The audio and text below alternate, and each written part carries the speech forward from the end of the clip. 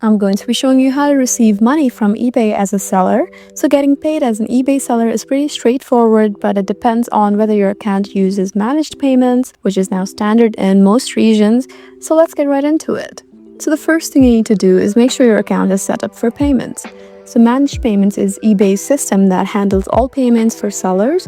You just need to check your account. So what you need to do is just look at the top right where you can see this human-like profile. Just tap here. And once you do, you're on my eBay.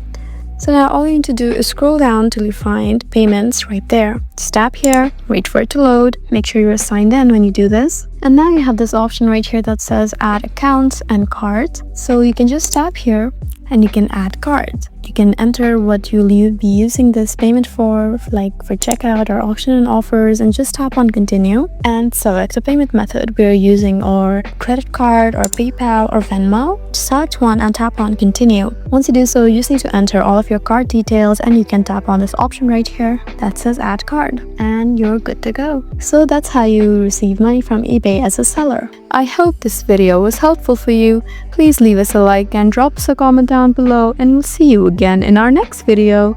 Thank you for watching.